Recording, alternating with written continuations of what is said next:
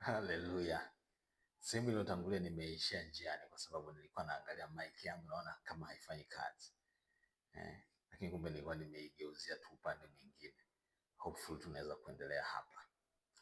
Nilikuwa nimeishia kwa kusema kwamba kwa kutoa mfano wa ile illustration ya tulivyokwenda kusajili huduma yetu ya Stawi Christian Ministry. Tukaambiwa kwamba huyu mwenyekiti wenu hajaokoka. Yaani shortly huyu hajaokoka. Kwa nini hahesabiwi kwamba ameokoka? Sisi hatumhesabii kwamba ameokoka. Sisi hatumhesabii haki. Pointi yangu ni kwamba unahitaji sana Roho Mtakatifu akukumbushe, akuhakikishie kwamba wewe ni mwenye haki wa Mungu, kwa sababu umemwamini Mungu. Unapomwamini Mungu ni personal kati yako wewe na Mungu. Yaani mtu mwingine hawezi kujua mahusiano yako na Mungu. Hawezi kuprove. Ataona kwa nje tu, unaweza hata ukaigiza kama unamwamini Mungu, lakini huyu mtu hawezi kujua personal relationship yako na Mungu. Kwa hiyo nakutia moyo, usihangaike na mtu ambaye anataka kukuvua wokovu eti wewe hujaokoka. Kwa nini? Kwa sababu usali kanisani kwetu. Hiyo sio kweli. Unaokoka au unaokolewa, unahesabiwa haki bure kwa kupitia imani katika Yesu Kristo. Kama umemwamini kweli na unayo conviction ndani yako ya imani ulionayo, asikusumbue mtu asije akakutoa katika imani ulionayo. So unamhitaji Roho Mtakatifu aweze kukusaidia kusimama kweli kweli katika ile imani, kwa sababu that is what the devil wants. Yaani ibilisi anachokitaka kwako ni upenyo tu, kuonyesha kwamba wewe huna haki, wewe hujahesabiwa haki, hujapewa haki bure. Wewe unahitaji kufanya vitu fulani ili uhesabiwe haki. Unahitaji kufanya lukuki lwa vitu ili uhesabiwe haki. Ndivyo ilivyo kwa watu wengine, ndivyo watu wengine wanavyofundisha, lakini sio kweli. Ukweli ni kwamba umehesabiwa haki ukimwamini Yesu tu. Manake unakuwa connected na Mungu. In the spirit you are connected to God. You are of God. You are of the spirit of God. Ndivyo inavyotakiwa hiyo, na ndivyo ilivyo. Kwa hiyo it is very important that the Holy Spirit's role now is to prove you that you are accepted by God. Ni kuprove kwamba wewe ni mtu uliyekubaliwa na Mungu. Mtu asije akakuibia hiyo. Nobody should say that you are because of so and so and so wewe hujakubaliwa na Mungu. Labda wewe kweli kabisa ndani yako ushuhuda wako una matatizo. Ukiwa na mashaka kwenye ushuhuda wako binafsi, well, that's another problem. Labda hujamwamini Yesu.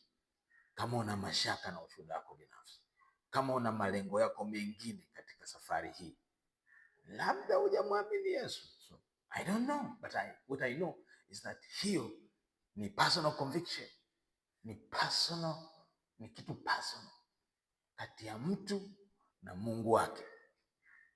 Mchungaji, mwalimu Chemo hawezi kukuondoa wewe kwenye uhusiano wako binafsi na Bwana Yesu. Alikufa msalabani kwa ajili yako. Niongezee kidogo mfano.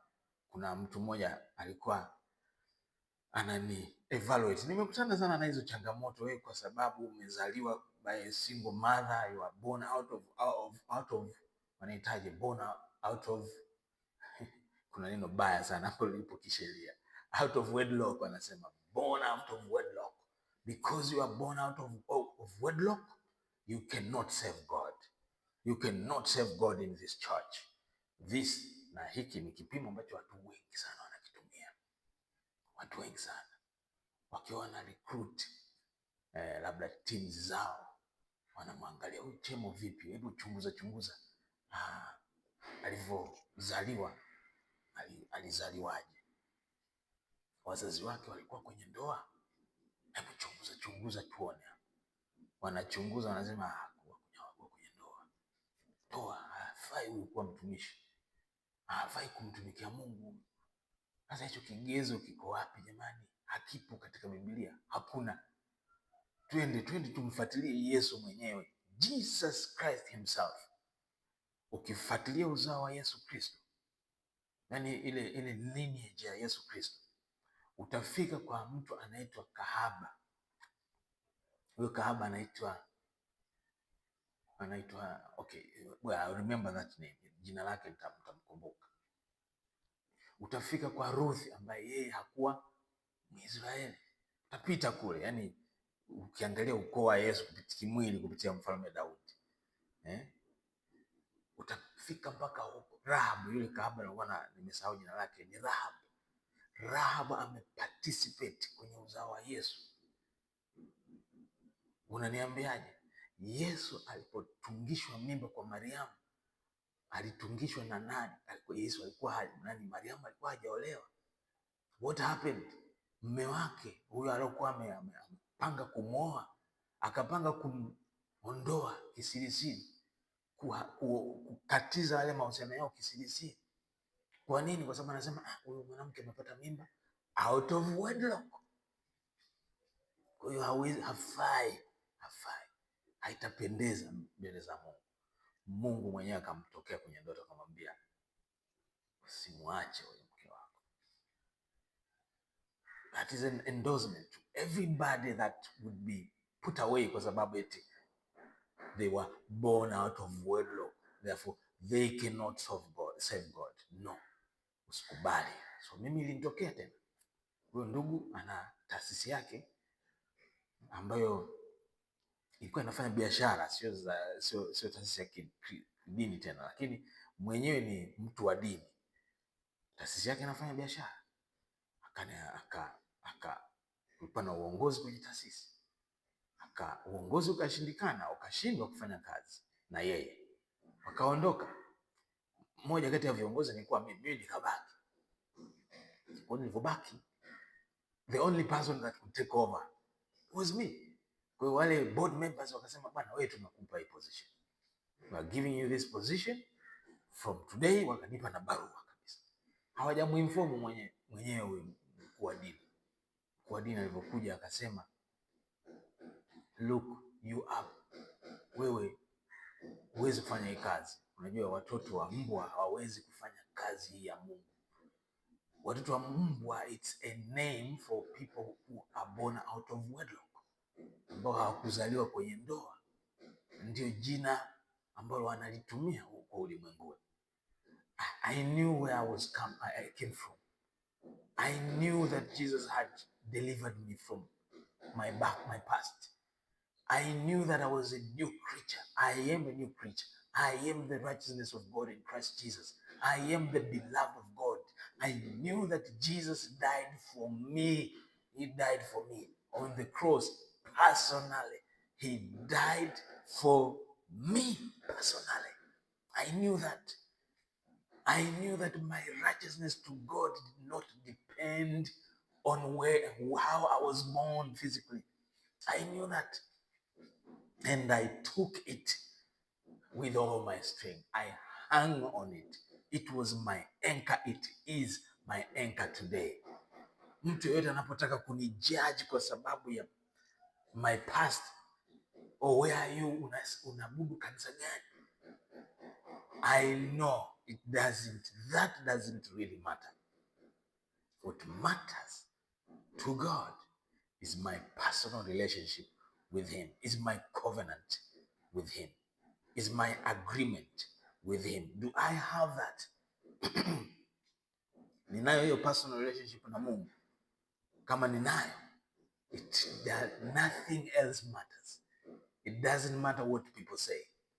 I am accepted in the beloved. I am the righteousness of God in Christ Jesus. I am blessed and highly favored. That is my righteousness from God and by faith. It is even written, imeandikwa kwamba mwenye haki wangu ataishi kwa imani. My righteous shall live by faith. Kwa hiyo ukisitasita katika imani anayesema Mungu, he says my soul shall not rejoice on that person. Nafsi yangu haitamfurahia mtu anayesitasita. So remember this. Lengo au kusudi la Roho Mtakatifu leo ni kukuthibitisha wewe ambaye unafikiri labda hufai, kwa sababu wengine wanasema mimi sifai kwa sababu sina elimu, sijasoma, mimi sifai kwa sababu siongee Kimombo. You know, put those aside. Your worth is not measured in terms, or your identity is not in the languages you speak. Sio kwa katika lugha unazoziongea. Huo sio utambulisho wako. Utambulisho wako upo katika Kristo Yesu. Everything. I mean, Christ is the beginning and the ending of you. That is what it means. Anaposema yeye ndio Alfa na Omega, ndio mwanzo na mwisho, ndio maana yake. Elimu yako ni ya muhimu kwako na kwa ulimwengu, lakini haimsumbui Yesu Kristo. Mtu ambaye hana elimu, Yesu Kristo bado anamhesabia haki. Haki yake haitokani na elimu yake, inatokana na personal relationship ambayo yule mtu anayo na Bwana Yesu. That's it. Inatosha kabisa. Usibabaike. Anauhakiki ulimwengu kwa habari ya haki, kwa sababu yeye Yesu alikwisha timiza mahitaji yote ya watu kuhesabiwa haki, akaondoka zake kwenda mbinguni. Hangewezekana kurudi mbinguni kabla hajatimiza kuhesabiwa haki kwa watu. So that is what he said. Anasema kwa habari ya haki, kwa sababu mimi naenda zangu kwa Baba, nimekwisha kumaliza kuhesabia watu haki hapa duniani. That's the role of the Holy Spirit, to tell you that you are the righteousness of God in Christ Jesus. You are the beloved of God. You are the anointed of God. You are the highly favored of God. You are blessed and blessed and blessed and blessed. That is the role of the Holy Spirit. Mwanadamu atakuwa kuambia mambo haya. Mwanadamu ataisha kuambia wewe ni mtoto wa mbwa, wewe hufai, hujafanya hiki, hujafanya hiki, hujanipendeza mimi. Wanadamu wataishia hapo. Don't lean on them. Wewe ng'ang'ania kwa Roho Mtakatifu. Mwisho anasema kwa habari ya hukumu, kwa sababu mkuu wa ulimwengu amekwisha kuhukumiwa. Nitaendelea na hii habari ya hukumu hapa katika kipengele kinachofuata, kwa sababu nataka niongelee tena, nitoe maelezo zaidi, kwa sababu kuna watu wengi, yani nimeelezea mahali fulani kwamba watu wanafikiri Roho Mtakatifu kazi yake ni kuwahukumu walokole. Sasa nitasoma hii, anayehukumiwa ni nani, na anaposema habari ya kuwahukumu walokole actually ni nini, maana yake in terms of scripture, au ni nini ukweli in terms of scripture. Tutaona scripture mbili za ziada zitakazotusaidia.